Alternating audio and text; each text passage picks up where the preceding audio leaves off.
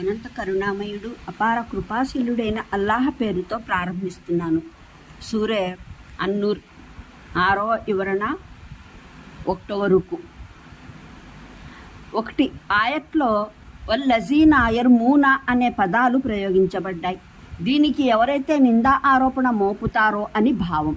కానీ పూర్వోత్తరాలు పరిశీలిస్తే ఇక్కడ ఆరోపణ అంటే అన్ని విధాల ఆరోపణలు కావు, ప్రత్యేకంగా వ్యభిచార ఆరోపణ అని జోత్కమవుతుంది. మొదట వ్యభిచారానికి సంబంధించిన ఆదేశం వివరించబడింది. మున్ముందు లిఆన్కు సంబంధించిన ఆదేశం రాబోతుంది. ఈ రెంటి మధ్య ప్రస్తుత ఆదేశం స్పష్టంగా సంకేతమిస్తోంది. ఆరోపణ అంటే ఇక్కడ ఎటువంటి ఆరోపణ ఉద్దేశించబడిందో, ఇంకా ప్రయోగించిన పదాలు శీలవతులైన స్త్రీలపైన ఆరోపణలు మోపేవారు లోనూ సంకేతం ఉంది. ఉద్దేశం శీలానికి విరుద్ధంగా చేసే ఆరోపణ అని. పైగా ఆరోపణలు మోపేవారిని 4 సాక్షులను తేవాలని కోరడం జరిగింది. ఇది ఇస్లామియా శాసనాంగం. మొత్తంలో కేవలం వ్యభిచారానికి సంబంధించిన సాక్ష్యం ఈ పూర్వాపరాల కారణంగా ముస్లిం సముదాయం అంతా ఈ ఆయట్లో కేవలం వ్యభిచార ఆరోపణనే ప్రస్తావించడం జరిగిందని ఏకాభిప్రాయం కలిగి ఉంది. ధర్మవేత్తలు ఈ ఆరోపణకు ప్రత్యేకంగా హజఫ్ అనే పారిభాషిక పదాన్ని నిర్ణయించారు. అలా ఇతర నిందా ఆరోపణలు, ఉదాహరణకు ఎవరినైనా దొంగ అని, త్రాగుబోతు అని, వడ్డీ తినేవాడని, ధర్మ తిరస్కారి అని ఆరోపించడం, దీని పరిధిలోకి రాకుండా జాగ్రత్త పడ్డారు. హజఫ్ తప్ప ఇతర ఆరోపణలకు శిక్ష స్వయంగా హాజీ న్యాయమూర్తి నిర్ణయించగలడు, లేదా రాజ్య సలహా మండలి అవసరం రీత్యా వీటికి అవమానం, పరువు నష్టం ఇత్యాది వాటికి సంబంధించిన ఏదైనా సాధారణ చట్టం చేయగలరు.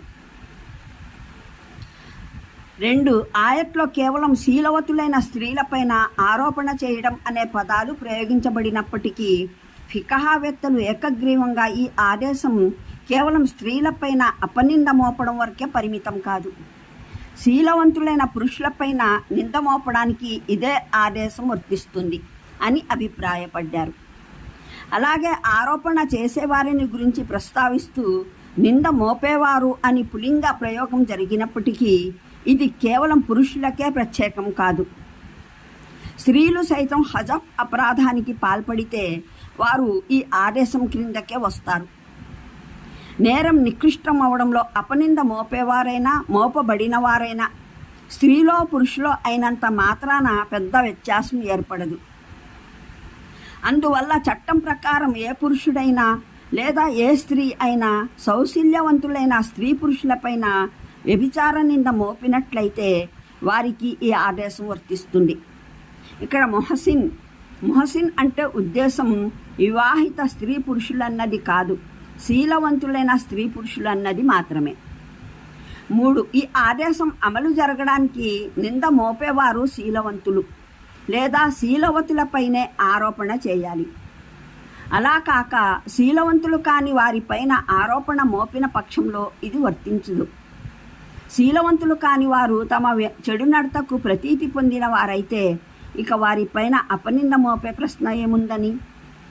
కానీ ఆ నింద నిజం కాని పక్షంలోనూ సాక్ష్యాధారాలు లేకుండా ఒకరికి వ్యతిరేకంగా ఆరోపణ చేసినందుకు హాజీ న్యాయమూర్తి స్వయంగా ఏదైనా శిక్ష విధించవచ్చు, లేదా ఇలాంటి కేసుల కోసం సలహా మండలి అవసరం అనుకుంటే ఏదైనా చట్టం చేయవచ్చు.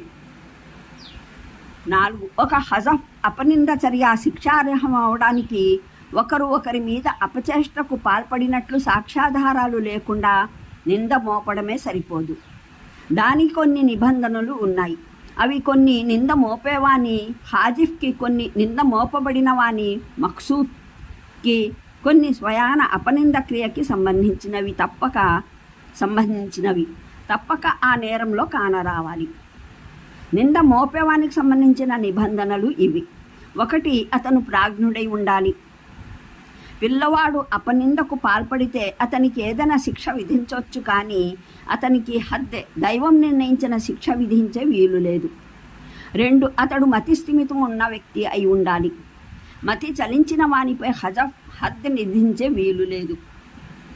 అలాగే నిషిద్ధ పదార్థపు మత్తు తప్ప ఇతరత్ర మరే విధంగానైనా మత్తుగొన్న స్థితిలో ఉన్న వ్యక్తిని, ఉదాహరణకు క్లోరోఫామ్ ప్రభావంతో అపనింద మోపేవాణిని సైతం అపరాధిగా పరిగణించలేము.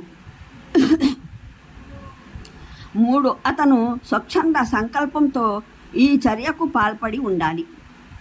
ఎవరైనా బలవంతం చేస్తే హజఫ్కు పాల్పడే వ్యక్తి కూడా అపరాధిగా పరిగణించబడలేడు.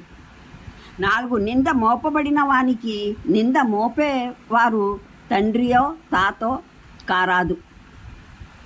వారికి హజఫ్ హద్దుని విధించడం సాధ్యం కాదు. ఇవి కాక హన్ఫీ ఫిఖహావేత్తల దృష్టిలో ఒక 5వ షరతు కూడా ఉంది. నింద వాడు మాట్లాడేవాడై ఉండాలి. మూగవాడు సంజ్ఞలతో నింద ఆరోపణ చేసినట్లయితే హజఫ్ శిక్ష హద్ అతనికి విధించబడదు. కానీ ఇమాం షాఫీ దీనితో విభేదిస్తారు.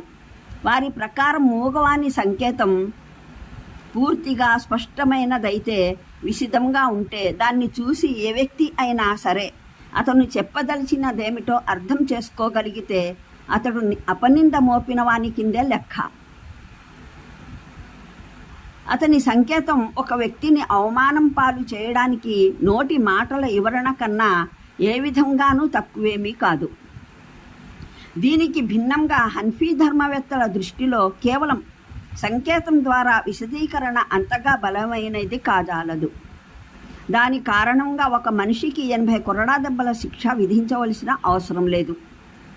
వారు ఇతర శిక్ష ఏదైనా విధించవచ్చు అని ప్రతిపాదిస్తారు. ఆరోపితుడికి సంబంధించిన నిబంధనలు ఇవి. మొదటిది, అతడు మతి స్థిమితమున్నవాడు కావడం. అతడు మతి స్థిమితమున్న స్థితిలో అతనిపై వ్యభిచార నింద మోపబడటం అన్నమాట. మతి స్థిమితం లేని వానిపై తరువాత అతను బుద్ధి కుశలత గల వాడైనా కాకపోయినా నేరారోపణ చేసేవాడు హజఫ్ హద్దుకు అర్హుడు కాడు. ఎందుకంటే మతి స్థిమితం లేనివాడు తన మాన రక్షణకు అవసరమైన ఏర్పాటు చేసుకోలేడు. అతనిపై వ్యభిచార నేరం సాక్ష్యాధారాలతో రుజువైపోయినప్పటికీ అతడు వ్యభిచార శిక్షకు అర్హుడు కాడు. అతని మాన మర్యాదల భంగము జరగదు. అందువల్ల అతనిపై నేర ఆరోపణ చేసేవాడు కూడా హజఫ్ శిక్షకు అర్హుడు కారాదు. కానీ ఇమాం మాలిక్, ఇమాం లైన్ బిన్ సఅద్ ప్రకారం మతి స్థిమితం లేని వానిపై అపనింద మోపినవాడు హజఫ్ శిక్షకు అర్హుడు అవుతాడు. ఎందుకంటే ఎట్టి పరిస్థితుల్లోనూ అతడు ఒక నిరాధారమైన ఆరోపణ చేస్తున్నారు. 2వది, అతడు ప్రాజ్ఞత గలవాడై ఉండాలి. అంటే ప్రాజ్ఞత పొందిన స్థితిలో అతని పైన వ్యభిచార నేర ఆరోపణ జరగాలి. పిల్లవానిపై ఆరోపించడం లేదా యువకునిపైన అతడు బాల్యంలో ఈ చేష్టకు పాల్పడ్డాడని ఆరోపించడం హజఫ్ శిక్షకు సరైన కారణం కాదు. ఎందుకంటే మతి చలించిన వానిలానే పిల్లవాడు తన మాన రక్షణకు బాధ్యుడు కాదు. అతడు వ్యభిచార శిక్షకు పాత్రుడు కాదు. అతని మాన మర్యాదలు భంగపడవు. కానీ ఇమాం మాలిక్ ప్రకారం ప్రాజ్ఞత వయస్సుకు సమీపాన ఉన్న బాలునిపై వ్యభిచార నేర ఆరోపణ జరిగితే ఆరోపకుడు హత్కు అర్హుడు కాడు. కానీ రతిక్రీడ సాధ్యమైన వయసు గల అమ్మాయిపైన వ్యభిచార నేరం మోపబడినట్లయితే ఆరోపి శిక్షకు అర్హుడు. ఎందుకంటే దీనివల్ల కేవలం ఆ అమ్మాయి మాత్రమే కాదు, ఆమె కుటుంబ గౌరవం కూడా భంగపడుతుంది. అమ్మాయి భవిష్యత్తు నాశనమవుతుంది. అనంత కరుణామయుడు అపార కృపాశీలుడైన అల్లాహ్ పేరుతో ప్రారంభిస్తున్నాను. సూరే అన్నూర్ 6వ వివరణ 1వ రుకు. 1 ఆయట్లో వల్లజీనా యర్మూనా అనే పదాలు ప్రయోగించబడ్డాయి. దీనికి ఎవరైతే నిందా ఆరోపణ మోపుతారో అని భావం. కానీ పూర్వోత్తరాలు పరిశీలిస్తే ఇక్కడ ఆరోపణ అంటే అన్ని విధాల ఆరోపణలు కావు, ప్రత్యేకంగా వ్యభిచార ఆరోపణ అని జోత్కమవుతుంది. మొదట వ్యభిచారానికి సంబంధించిన ఆదేశం వివరించబడింది. మున్ముందు లిఆన్కు సంబంధించిన ఆదేశం రాబోతుంది.